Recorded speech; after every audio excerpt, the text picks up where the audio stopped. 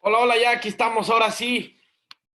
Tony Bachi junto con Eduardo Mora, el doctor Eduardo. Vamos a poner también a la doctora Bernadette como panelista, quien va a fungir como nuestra gran mentora de la noche de hoy.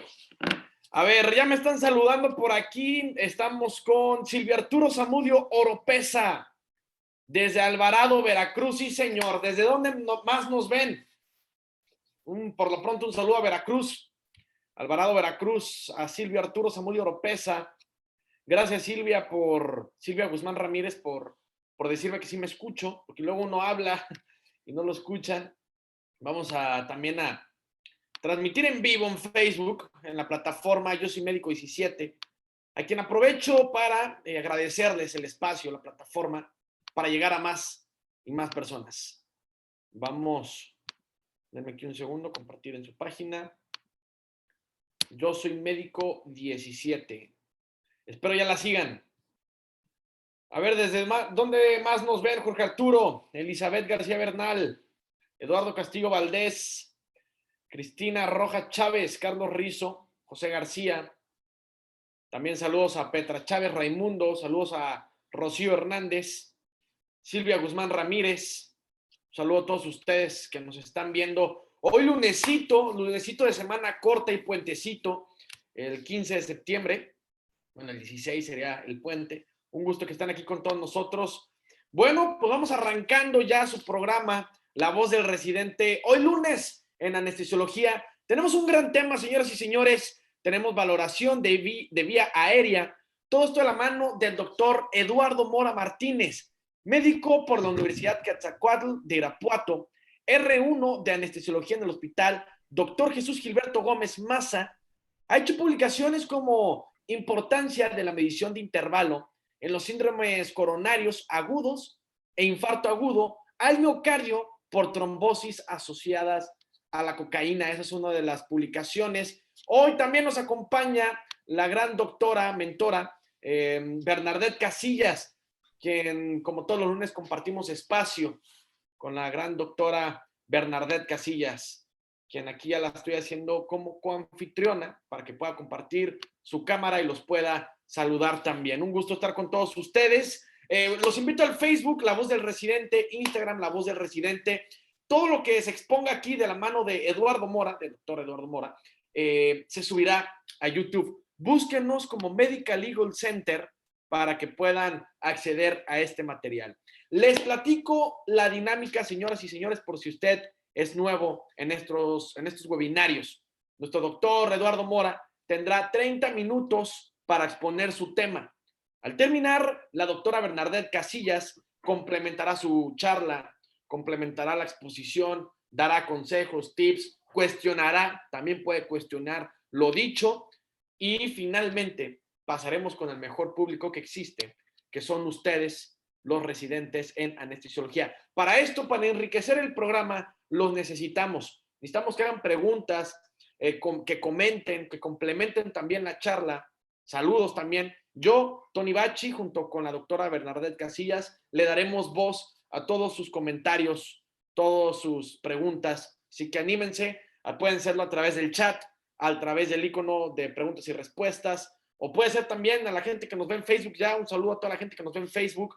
Ahí en el chat, ahí pongan sus dudas, saludos, comentarios, etcétera.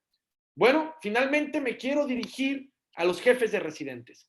Si usted es jefe de residentes y requiere una de las pláticas de Medical Legal Center, ya sea para capacitar o para adiestramiento en temas médico-legales a su grupo de médicos residentes, no duden en contactarnos y solicitarla sin costo alguno al correo atención.mlc@gmail.com. Atención sin acento, mlc@gmail.com, y con mucho gusto damos esta plática sin costo en este momento de pandemia.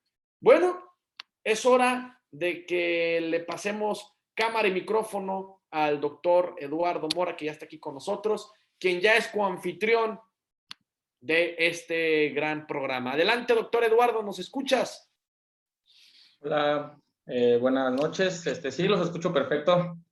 Perfecto, pues todos tuyos. Perfecto. Bueno, pues vamos a iniciar con nuestro tema. Vamos a ver.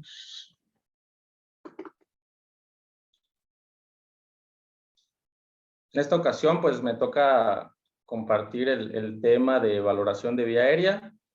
Como ya lo saben, mi nombre es Eduardo Mora Martínez, soy R1 de la especialidad en anestesiología y bueno, estoy actualmente en el Hospital Gómez Maza en la ciudad de Tuxtla Gutiérrez. Bueno, iniciamos con el tema. Los temas a abordar el día de hoy pues son generalidades de la vía aérea y la evaluación como tal de la vía aérea. Nuestros objetivos son recordar los conocimientos anatómicos necesarios para una adecuada valoración de la vía aérea, así como conocer los parámetros de valoración y la exploración de la vía aérea. Y comenzamos. Las generalidades de la vía aérea, como ya lo sabemos, la vía aérea se divide en dos. Es una vía aérea superior y una vía aérea inferior. En la vía aérea superior contamos con la cavidad nasal, la cavidad oral, la faringe y laringe. Y en la vía aérea inferior contamos con lo que es la tráquea, los bronquios y los pulmones.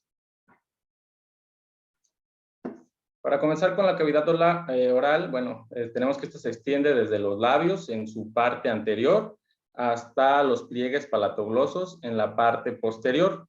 La boca tiene 4 lados, principalmente un techo que está formado por lo que es el paladar blando y el paladar duro, un piso que está conformado por lo que es la mandíbula, la articulación temporomandibular y la lengua, y 2 paredes laterales como tal. Aquí cabe mencionar algunas de las partes importantes en la evaluación de la vía aérea, que es lo que es la úvula, el pilar anterior y el pilar posterior, y las amígdalas, ya que un poquito más adelante vamos a hablar de lo que es la clasificación de Malampati, en donde se ven este tipo de estructuras. Continuamos con la faringe. Bueno, como ya lo sabemos, la faringe es un tubo muscular de aproximadamente 12 a 15 centímetros. Este se extiende desde la porción, desde la base del cráneo hasta la porción anterior del cartílago cricoides. Principalmente lo podemos encontrar a nivel de la vértebra T6. La faringe se va a dividir en 3, que es la nasofaringe, la orofaringe y la laringofaringe. La nasofaringe y la orofaringe van a estar divididas o separadas por lo que es el paladar blando, como se muestra en la imagen.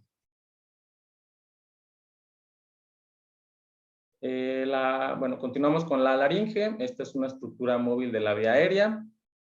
Se extiende de lo que es la epiglotis hasta el borde inferior del cartílago cricoides, como lo podemos observar en la imagen. Tiene una longitud aproximada de 5 a 7 centímetros y la podemos encontrar a nivel de C4 hasta C6 aproximadamente.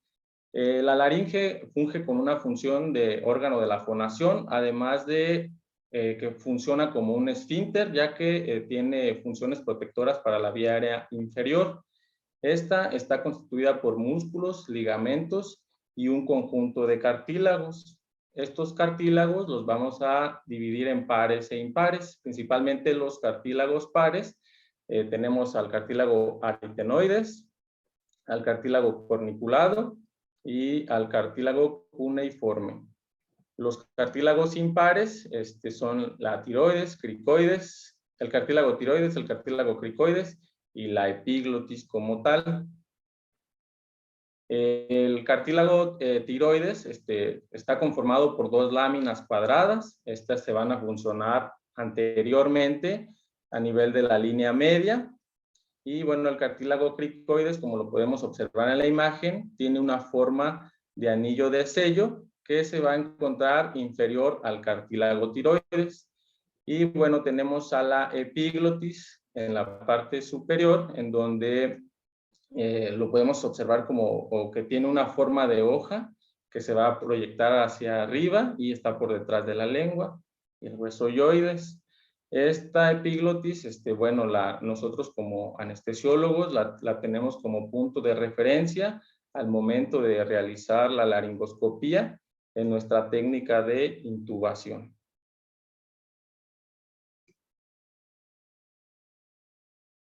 Continuando con los cartílagos, tenemos al cartílago aritenoides, que está conformado por dos cartílagos, como ya lo habíamos visto, los cartílagos pares. Este tiene forma piramidal y está ubicado en el borde superior del cartílago cricoides. Los cartílagos corniculados son dos cartílagos de igual manera, ubicados por encima del cartílago aritenoides, y el cartílago cuneiforme, que está ubicado a nivel del repliegue ariepiglótico, el cual confiere rigidez. Y bueno, la glotis, me gustaría hablar un poquito de ella, ya que pues al final de cuentas es nuestro punto de referencia o lo que deseamos observar al momento de realizar la laringoscopía en nuestra técnica de intubación. Este es un espacio limitado por la comisura anterior, las cuerdas vocales verdaderas, y la comisura posterior tiene forma de triángulo. Y bueno, se dice que mide aproximadamente en una persona adulta de 23 milímetros en hombres a 17 milímetros en mujeres. Y continuando con lo que es la vía aérea inferior, continuamos con la tráquea. Se extiende desde el borde inferior del cartílago cricoides. Lo podemos observar a nivel de C6 y tiene una longitud aproximadamente de 10 a 15 centímetros con un diámetro aproximado de 2.5 centímetros. Contiene de 18 a 24 anillos cartilaginosos, los cuales van a tener una forma de herradura. Y bueno, esta se va a dividir en dos, principalmente el bronquio derecho y el bronquio izquierdo a nivel de la carina, principalmente a nivel de la vértebra torácica T5. Y bueno, como ya les había mencionado, la tráquea se divide en dos, en el bronquio derecho. Tiene una angulación aproximada de 25 a 30 grados y mide alrededor de 16 milímetros de diámetro con una longitud de 18 milímetros. Y por otra parte tenemos al bronquio izquierdo, el cual tiene una angulación un poquito más grande, que es de 45 grados, y también es más largo que el bronquio derecho, con una longitud promedio de 5 centímetros. Para entrar ahora sí de lleno en lo que es la evaluación de la vía aérea, ¿cuál es el objetivo de valorar la vía aérea? Bueno, el objetivo es intentar predecir la facilidad o la dificultad que vamos a tener para permeabilizar la vía aérea durante la ventilación con mascarilla facial y bolsa, así como para visualizar la apertura glótica durante la laringoscopía directa y así prevenir intubaciones fallidas o traumáticas. Y bueno, siempre nosotros al momento de evaluar una vía aérea realizamos lo que es una historia clínica.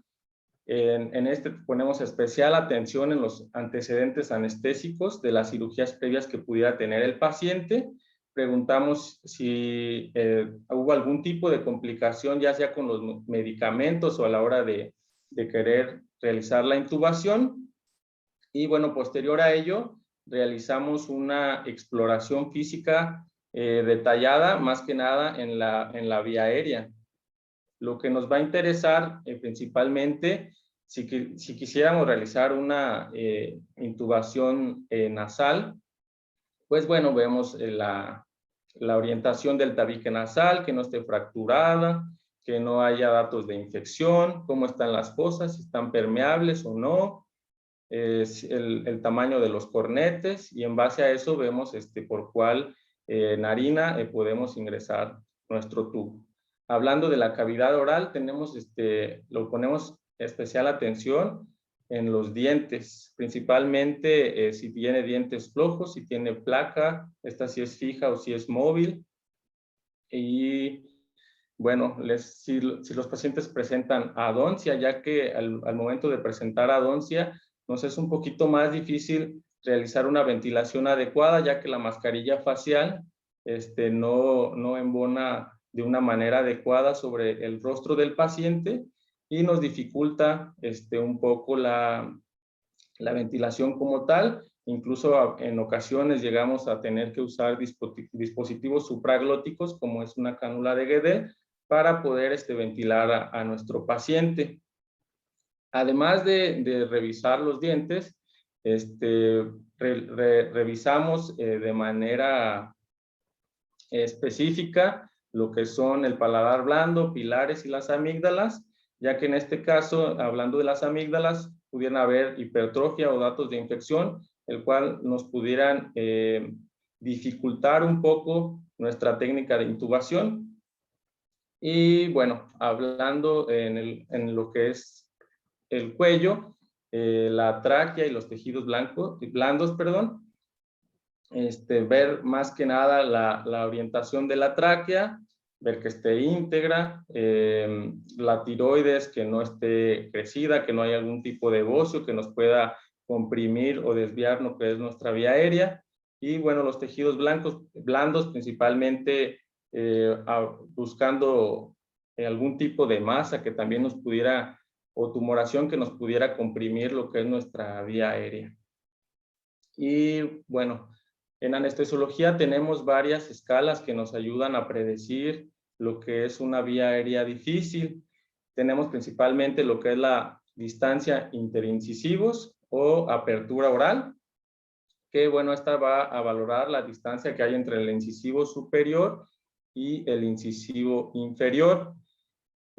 Si el paciente en este caso presentara adoncia, se mide la distancia que hay entre la encía superior y la encía inferior en la línea media. Este tipo de valoración tiene una sensibilidad del 65% y una especificidad del 75%. Y bueno, nos va a dar 4 clases o 4 grupos dependiendo de los centímetros que mida la distancia en el paciente. La clase 1 es una distancia mayor a 3 centímetros. La clase 2 va de 2.5 hasta 3 centímetros. Y la clase 3 de 2 a 2.5 centímetros. La última es un paciente en la cual tendría una distancia interincisivos menor a 2 centímetros. Principalmente la clase 3 y 4 ya nos dificulta lo que es la laringoscopía, incluso al momento de nosotros querer introducir nuestro laringoscopio. Y bueno, continuando con estas valoraciones, tenemos a la clasificación de Mallampati. Principalmente tenía el nombre de Mallampati porque eran tres grados. Solo describió Mallampati el grado 1, el grado 2 y el grado 3. Y posteriormente se agregó un 4º grado por el doctor Samson y Young. Entonces recibe el nombre de Mallampati modificada. Principalmente en un Mallampati grado 1, ¿de qué nos habla? Como ya lo habíamos visto anteriormente en las generalidades, vamos a tener las estructuras que les había comentado. Principalmente en un grado 1 vamos a ver lo que es la úvula completa. Podemos apreciar lo que es el paladar blando y el paladar duro. Observamos lo que son los pilares anterior y posterior y las amígdalas como tal. Hablando de un Mallampati grado 2, podríamos apreciar solamente lo que es el paladar blando, el paladar duro, las amígdalas y una porción de la úvula. Un Mallampati grado 3, solo podemos observar lo que es el paladar blando duro y la base de la úvula. Y un Mallampati grado 4, solo estaríamos hablando de que podemos apreciar el paladar duro. En esta diapositiva les muestro una imagen un poco más esquemática de los grados de Mallampati que nosotros apreciamos. Como lo pueden observar, en el Mallampati grado 4, lo único que alcanzamos a observar es el paladar duro. En cambio, en un Mallampati grado 1, pues observamos lo que es la totalidad de la úvula, el pilar anterior y posterior, las amígdalas y el paladar blando y el paladar duro como tal. Bueno, continuamos con la siguiente valoración. Esta es la valoración de Patila-Aldrete. Esta mide lo que es la distancia entre la escotadura tiroidea y el mentón. Se evalúa al paciente o se le pide al paciente que esté en posición sentada, con la cabeza extendida y la boca cerrada. La clasificación de Patila-Aldrete cuenta con 3 grados. El grado 1 es una distancia tiromentoniana de 6.5 centímetros. El grado 2 es una distancia de 6 a 6.5 centímetros. Y el grado 3 es una distancia menor a 6 centímetros. Dependiendo el tipo de grado en el que se encuentra el paciente, va a ser la dificultad que nosotros vamos a tener al momento de realizar la intubación o en este caso la laringoscopía. Como lo vemos en la imagen esquemática, un grado 1, pues prácticamente no tendríamos ningún grado de dificultad. En el grado 2 tenemos cierto grado de dificultad y un grado 3 es una laringoscopía o intubación muy difícil o en algunas ocasiones imposible. Y bueno, la distancia esternomentoniana, esta va a medir lo que es la distancia entre la horquilla esternal y la punta de la mandíbula. Pedimos al paciente que tenga completamente extendida su cabeza bueno, una distancia igual o menor a 12 centímetros se considera una longitud esternomentoniana limitada y por tanto nos predice una intubación difícil. La clasificación de la distancia esternomentoniana tiene 4 grados principalmente. La clase 1 es una distancia mayor a 13 centímetros. La clase 2 es una distancia entre 12 y 13 centímetros. Y la clase 3 es una distancia que va de los 11 a los 12 centímetros con una clase 4 que prácticamente pues es menos de 11 centímetros.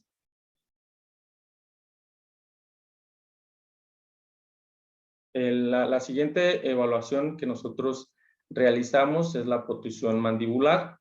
En esta valoración se le pide al paciente que protruya los incisivos inferiores más allá de los incisivos superiores, como se muestra en la imagen ilustrativa. Bueno, en este caso la cabeza del paciente debe estar en posición neutra. Si el paciente no puede realizar la protrusión de la mandíbula o ni siquiera puede sobrepasar los incisivos superiores, se clasifica como una clase 3. Si queda en los incisivos superiores y el inferior, lo clasificamos como una protrusión mandibular clase 2. Y si protruye la mandíbula o los incisivos inferiores sin ningún problema, lo clasificamos como clase 1.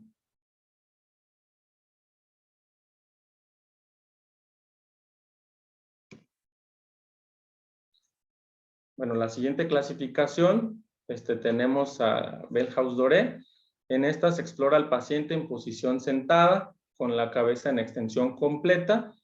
Y bueno, vamos a valorar lo que es la reducción de la extensión en la articulación atlanto-occipital en relación a los 35 grados, que es lo normal que se puede extender. Entonces, si se fijan en la imagen ilustrativa, les muestro los grados de movilidad. Un grado 1, pues es una movilidad superior a los 35 grados. Un grado 2 llega hasta los 12 y un grado 3 hasta los 6, con un grado 4 que de plano el paciente no presenta o no puede extender la articulación atlanto-occipital.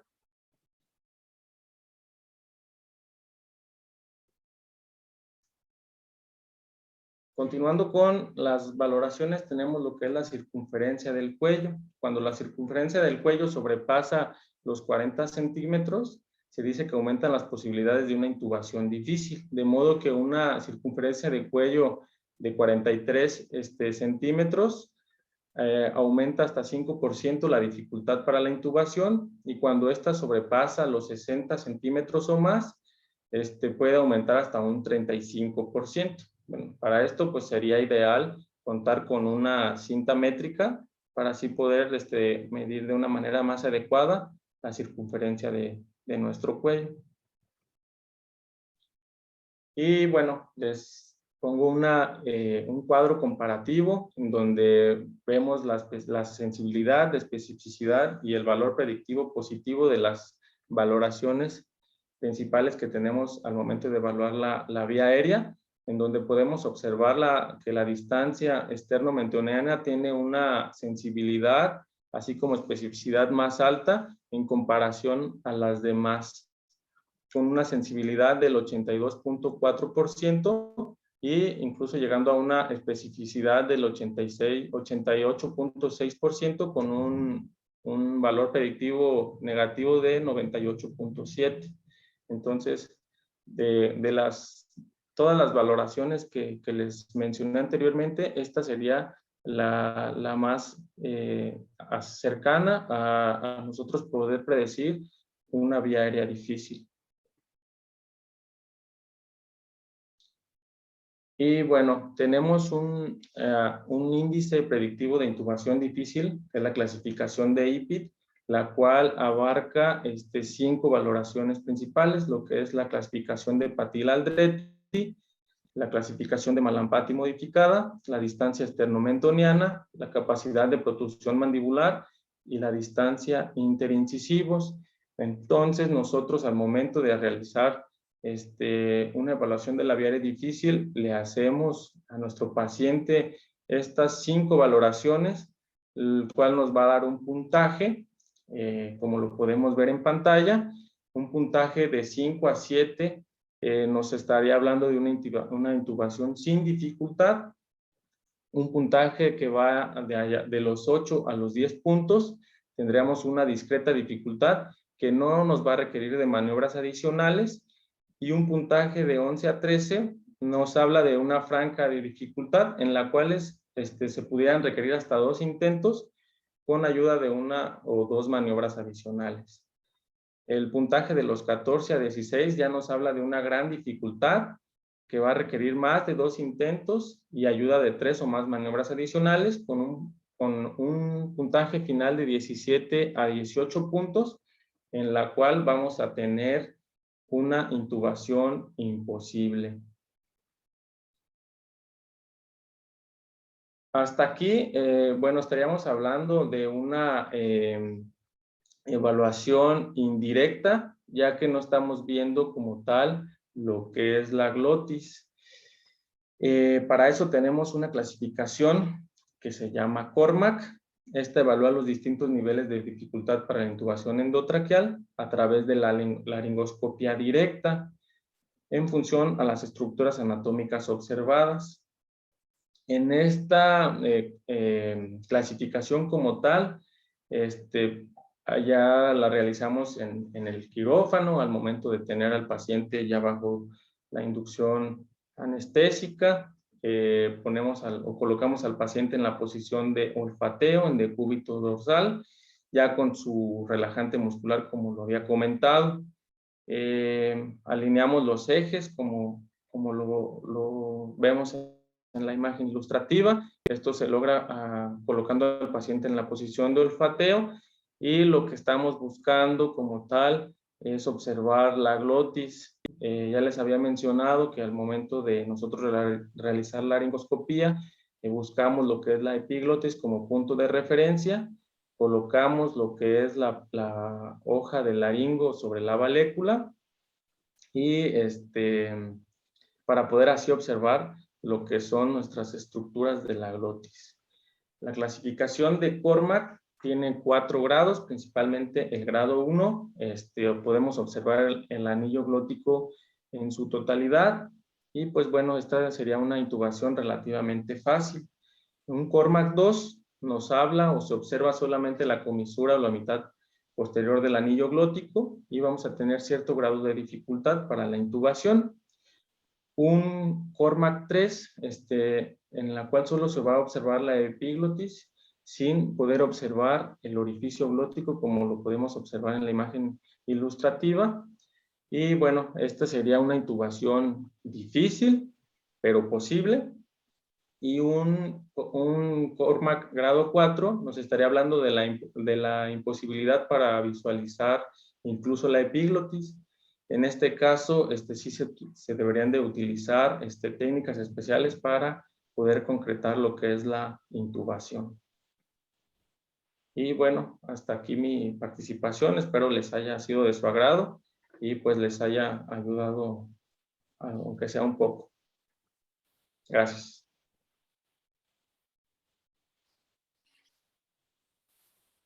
Muy bien, Eduardo, muchas gracias. Muy bonita tu plática y muy a tiempo. Gracias, doctora. Te circunscribiste al tiempo muy bien y tengo algunos comentarios para ti, preguntas. Eduardo, tú nos mencionaste el ángulo en que nace el bronquio derecho y el ángulo en que nace el bronquio izquierdo. ¿Qué importancia, o por qué no lo dijiste, qué importancia tiene para el anestesiólogo? Claro, tiene gran importancia, ya que al momento de nosotros realizar lo que es la intubación, corremos más riesgo de que el tubo migre hacia el bronquio derecho por la angulación del mismo. Y bueno, tenemos que, o nosotros realizamos como anestesiólogos una medición también para saber hasta qué número debemos de meter el tubo como tal en la glotis de nuestro paciente, pero principalmente sería esa la importancia de saber la angulación de los bronquios para ver hacia cuál tiene mayor predisposición de migrar el tubo orotraqueal. Sí, eso es muy importante. Ahora hay varias técnicas para saber si tu tubo está demasiado adentro o no. Claro. Sí, en especial la que utilizo, la que me gusta un poquito más es multiplicar la edad del paciente por 3, ya que es de una manera rápida. Un ejemplo, si el paciente tiene 7 años, lo multiplico por 3 y bueno, lo dejaría aproximadamente a 21 centímetros de la arcada dentaria, como tip para mis compañeros. Eso en los niños. Ajá. Y en un adulto, ¿cómo rápidamente puedes saber en un adulto sano? No estoy hablando de un adulto con patología pulmonar, pero en un adulto sano, ¿cómo te puedes dar cuenta rápidamente si el tubo está muy avanzado o no? Ok, principalmente también al momento de nosotros realizar lo que es la intubación, lo corroboramos con lo que es la clínica, tenemos que realizar lo que es la clínica, corroborar los campos pulmonares, ver que comparativo siempre, ver los dos campos pulmonares que se escuchen de igual manera. Y bueno, si nuestra máquina de anestesia nos da lo que es la línea de capnografía, pues también es otro parámetro para nosotros ver que estamos en lo que es vía aérea. Sí. Y bueno, pues... ¿Y más rápido? Antes de la auscultación y de la máquina, más rápido. También se puede multiplicar lo que es el tubo que estemos utilizando, el número del tubo, por 3. Más rápido. Sin hacer ninguna cuenta ni nada, pues que ves que los dos hemitórax se levantan, ¿verdad? Claro. Esa ya fue una pregunta capciosa. Luego, ¿has intubado alguna vez a un paciente reumático? No, doctora, la verdad no me ha tocado. ¿Artritis reumatoidea? Bueno, si tú sabes que tu paciente tiene artritis reumatoidea, pídele que junte sus manos. Si el paciente hace esto, no puede juntar las manos bien y se llaman manos de predicador, eso es señal de intubación difícil. Porque esto es una deformación de las articulaciones de las falanges, pero eso quiere decir que vas a tener dificultad en la intubación porque la primera articulación que se modifica y que se anquilosa es la articulación temporomandibular. Entonces no vas a poder tener una apertura adecuada. Claro que sí. A ver, te voy a hacer una pregunta otra vez capciosa. De todos estos métodos que nos enseñaste, ¿cuáles haces en realidad? Principalmente o realizamos más los que ingresan en lo que es el índice predictivo de vía difícil, lo que es el IPID. Esos 5 son los que normalmente realizamos en la evaluación de la vía aérea. Si le vas a hacer la valoración, ¿cómo tiene que estar? Tú ya nos dijiste en qué posición el paciente tenía que estar, pero no nos dijiste en el Malampati. Ok, el paciente debe estar en una posición pues sentada, con la cabeza en una extensión completa y la lengua de fuera. Normalmente no les pedimos que realicen algún tipo de fonación porque eso sí modifica lo que es la visualización de las estructuras, pero no se correlaciona con lo que vamos a observar al momento de la laringoscopía. ¿Y tú Entonces, cómo tienes que estar? de frente al paciente. ¿En qué posición? Pues en una posición cómoda, o sea, para poder observar lo que son las ¿Pero estructuras cómodo, hincado, cómodo, acostado? ¿Cómo? no, normalmente parado frente al paciente. Tache. El paciente debe estar sentado y tú debes estar sentado enfrente del paciente, porque si no, Ok, no vas a ver nada. perfecto. Si él está sentado y tú parado, buenas noches. Muy bien. Ahora, fíjate bien. Ahí va la parte práctica. Tú estás en primer año, te falta ver muchas cosas y sufrir mucho, Eduardo. Sí, Sí, porque la pesadilla más inmensa que pueda tener un anestesiólogo es tener un paciente que no se puede intubar y que no se puede, ventilar. Eso es como la lo peor, pesadilla más negra, ¿no? claro. Entonces, vamos a suponer que te traen un paciente chocado por cualquier cosa, por COVID, por lo que tú gustes. ¿Cómo le valoras la vía aérea? Está chocado y está en la mesa y tú tienes que irte rápido. Pues en este caso, lo que podemos valorar, o sea, ya entraría lo que es la clasificación de Cormac al momento de nosotros realizar Pero la si ya laringoscopía. te metiste a la faringe con el laringoscopo y te encuentras un McCormack Ok, 4, ¿qué vas a hacer? ok, entonces, pues con la constitución de nuestro paciente, si es un cuello corto, si está gordito, pues más que nada con la constitución de nuestro paciente nos podemos dar una idea de si puede ser una vía aérea Sí, difícil sí, como tal. claro, pero yo te voy a decir algo muy fácil y muy importante que lo hagas en pacientes hasta inconscientes se puede. Fíjate, es la regla del 1, 2, 3, 4. Y esta no está en ningún libro, pero resume todas las valoraciones que tú quieres.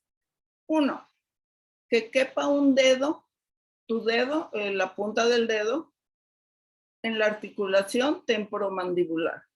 Ponlo tu dedo y abre la boca. ¿Te cabe un dedo ahí?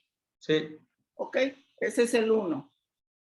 2, Tapo, un momento, doctor, ¿podrías dejar de compartir pantalla para que se vean bien en el panel, por favor? sí, enseguida.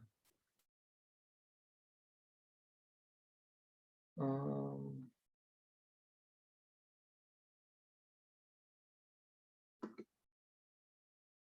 ¿Listo? muy bien. Entonces, 2, que quepan 2 traveses de dedo en la boca abierta. Ok. Que eso sería ¿cuántos centímetros?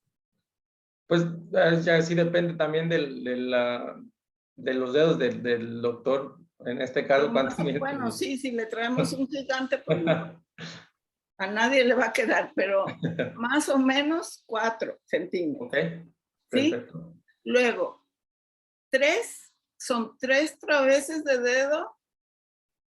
¿Cuál es esta medida? La tiro mentoniana. No.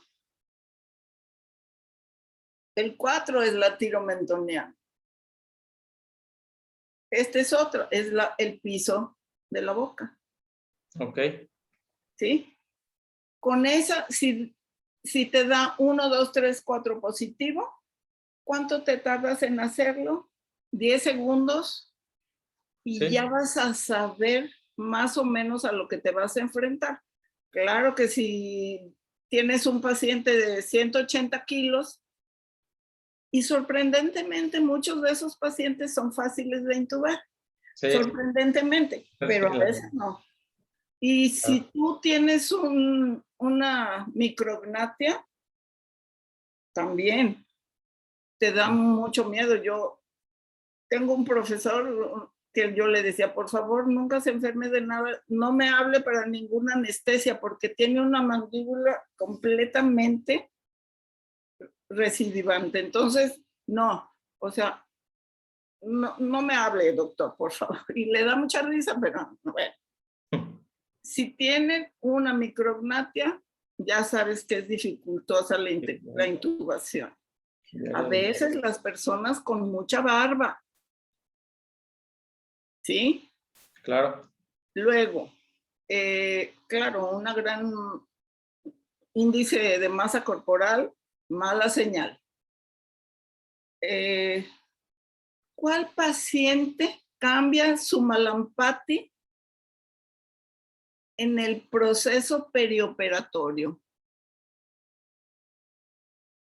No comprendo la pregunta, doctora, no sé. Un paciente, ¿qué tipo de paciente tiene 2 de Mallampati y en el transcurso del periodo perioperatorio puede avanzar a 3 o 4?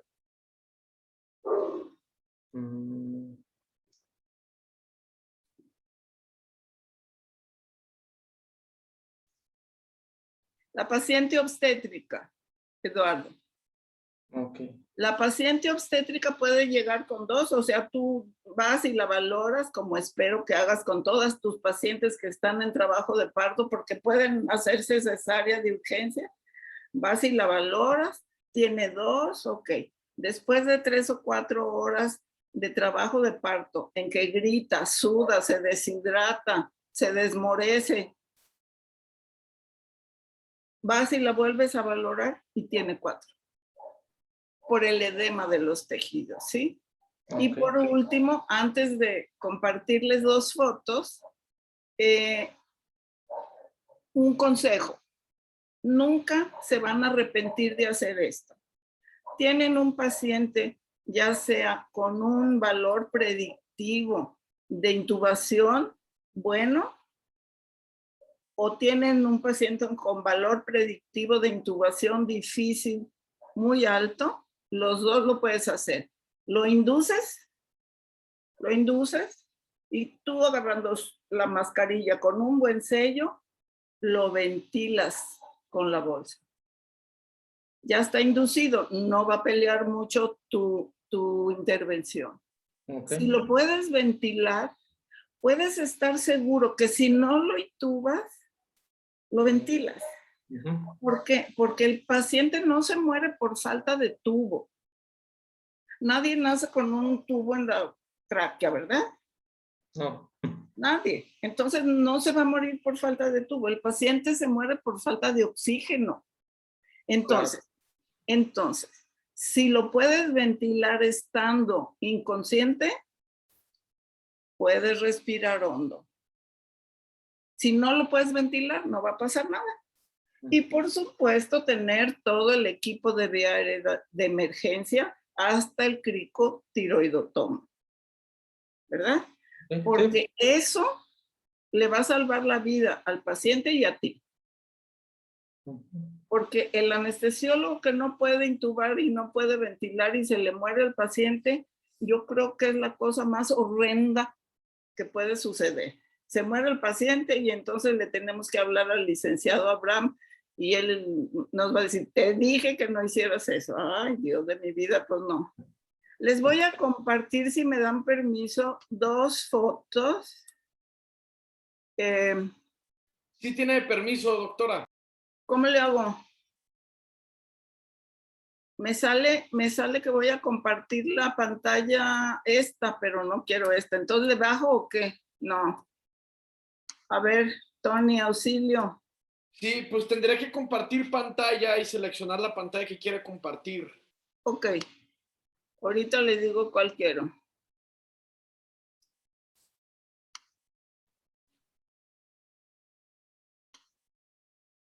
Ok. A ver.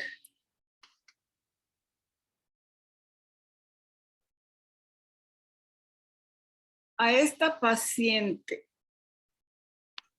fíjate bien, ¿tú crees que tiene una vía aérea fácil? No. Claro que no.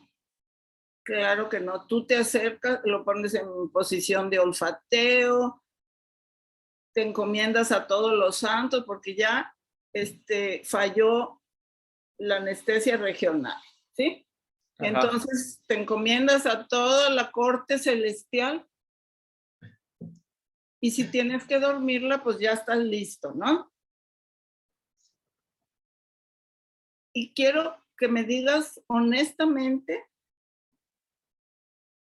y luego te contesto yo, pero ¿qué haces? Este paciente llega politraumatizado en un accidente de tráfico porque venía al hospital y entonces venía para su operación programada, choca su auto y trae fracturas desde el cráneo hasta el pie. ¿Qué haces?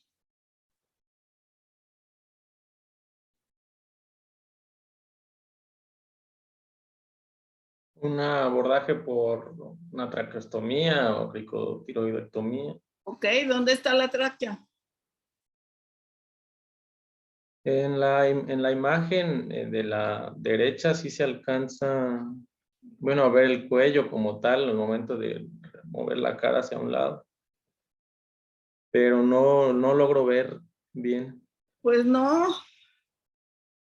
fíjate, esto es una pregunta sin respuesta, ¿no? Por algún lado está respirando este señor, si no ya se hubiera muerto. Claro. ¿De qué tamaño vas a necesitar el tubo? ¿Ya viste cuál es la nariz? Está aquí. Sí. Entonces, ¿de qué tamaño vas a necesitar un tubo? O sea, es una pregunta sin respuesta y el que esté oyendo y tenga una buena respuesta, pues que nos diga, por favor, porque pues es verdaderamente un horror, ¿no? O sea, mejor haces un pase de salida o te desmayas en el quirófano, algo así muy drástico.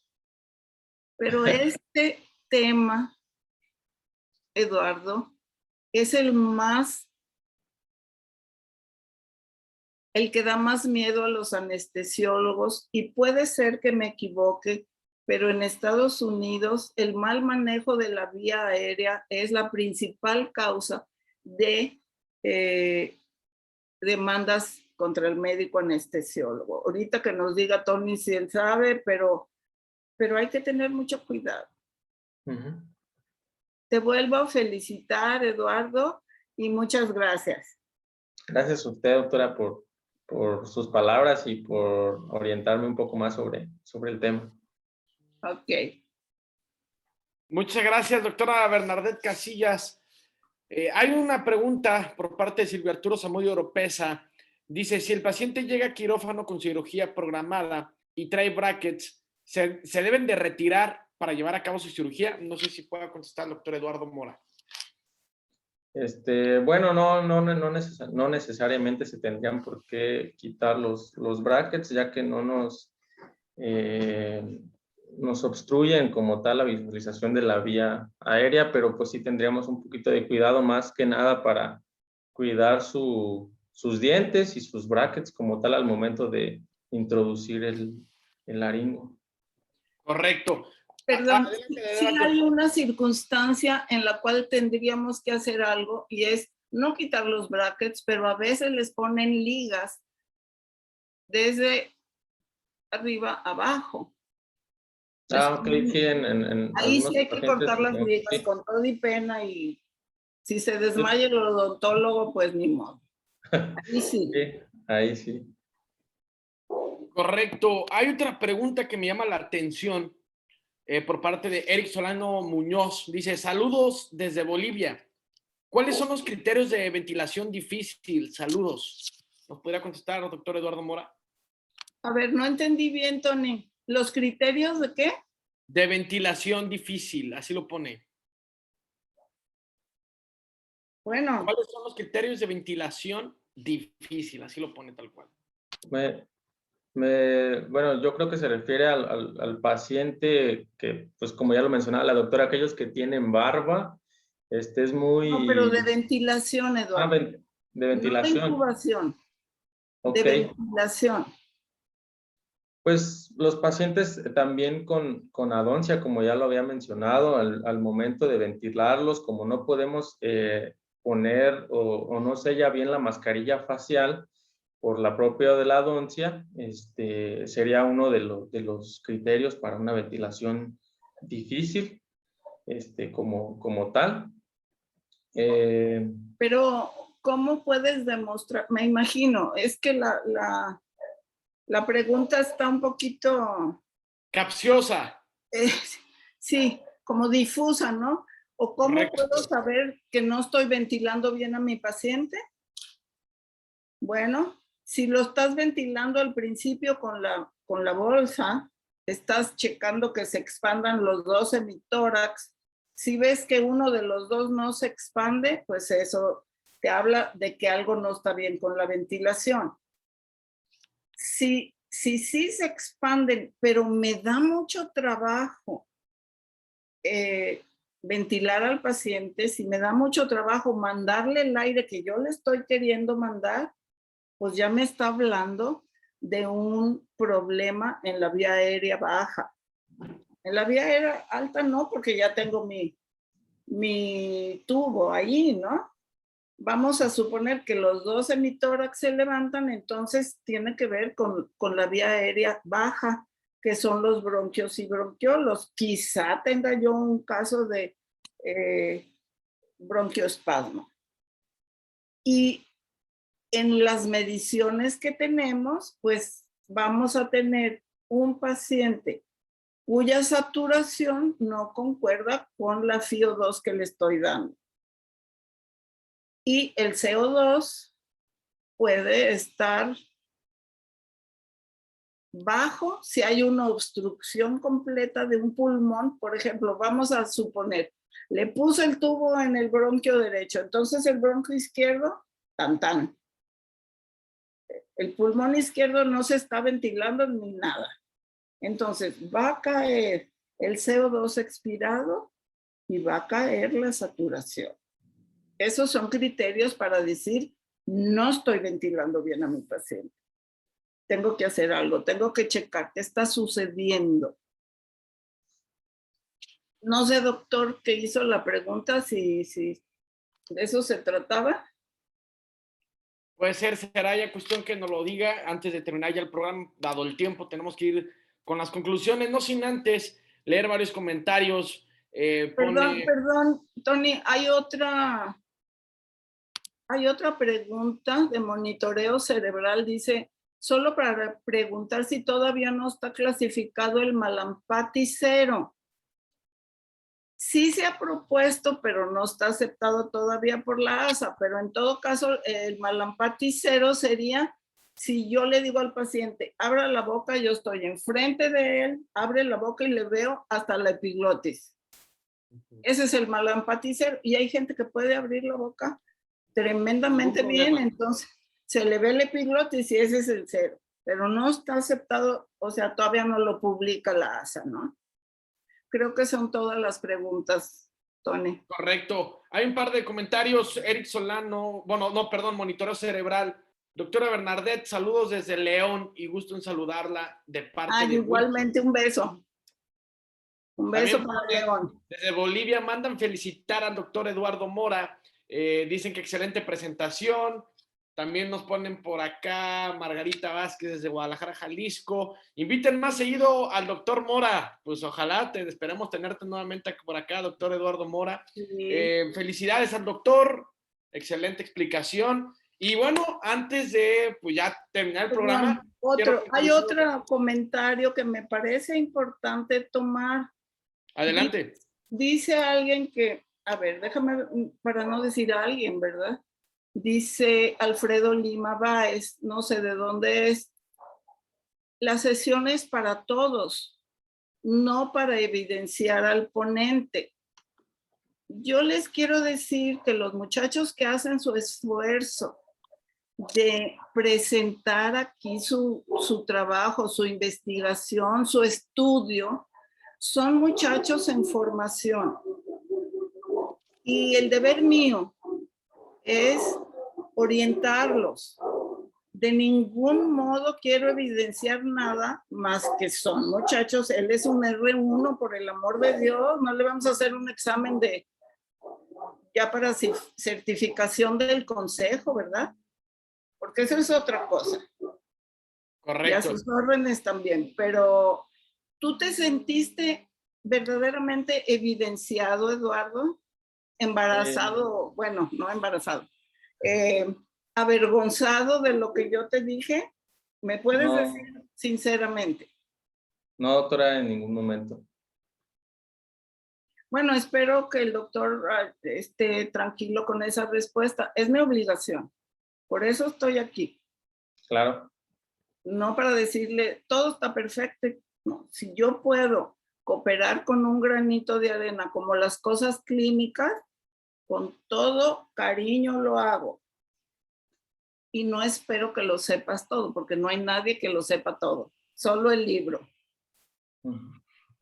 Correcto, ¿no? Y es interesante siempre complementar la charla. Uno de los lemas que tenemos aquí es que al compartir aprendemos todos juntos. Entonces, que se animen. Primero hay que tener esa voluntad, hay que tener esas agallas de pararte en un público como este, de puros especialistas, para dar un tema. Entonces, de ahí ya Eduardo Mora se empieza a coser de manera diferente, por así llamarlo, porque se necesita mucho conocimiento y agallas para ponerte aquí a exponer. Entonces, todo aquí siempre es en modo positivo, ¿no? Doctor Eduardo Mora, conclusiones antes de terminar con el programa. Bueno, como conclusión, pues más que nada, antes de abordar a nuestro paciente, pasarlo al quirófano, realizar una buena exploración de la vía aérea para así no estar corriendo a la hora de realizar la laringoscopía o intentar intubar a nuestro paciente. Entonces, la clasificación de IPID como tal tiene un gran índice de sensibilidad y especificidad o valor de índice predictivo positivo.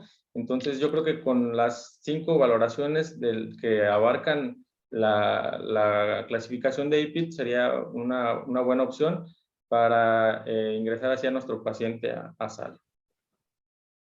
Correcto, muchísimas gracias, doctor Eduardo Mora. Pasamos ahora con las conclusiones finales con la doctora Bernardet Casillas. Muchas gracias. Pues gracias por estar aquí, gracias por interesarse por estas pláticas que hacen los muchachos con todas sus ganas y su valentía, por lo cual los felicito siempre. Y recordar que la vía aérea es la némesis del anestesiólogo. Entonces, aquí el doctor Juan Carlos Martínez Cardiel, ya por último, dice que si la traqueostomía para pacientes con neurofibromatosis facial sería útil. Desde luego que si no se encuentra otra vía de acceso, sí, a este paciente sí lo intubaron porque estaba respirando por su nariz. La nariz estaba casi en el ombligo, pero bueno, estoy exagerando. Pero sí lo pudieron intubar, ¿no? Pero yo te lo puse el escenario mucho más horrible, ¿no? Llega desangrándose. Correcto. Ok. Gracias. Pues es todo. Estar muy pendientes y estudiar, estudiar, estudiar, estudiar. Siempre hay que prepararse, siempre se puede aprender un poquito más. Hay que innovar también en el aprendizaje. Bueno, señoras y señores, damos por concluido este gran programa, no sin antes invitarlos que nos sigan a Facebook, Instagram, el Telegram, ahí está La Voz del Residente, ya se los compartí. Se va a subir todo esto a YouTube, Medical Legal Center, para que nos sigan, se suscriban y siempre encuentren contenido enriquecedor como el que nos acaba de dar el doctor Eduardo Mora. De mi parte es todo. Recordemos que al compartir aprendemos todos juntos. Nos despedimos. Muchas gracias. Gracias y buenas noches.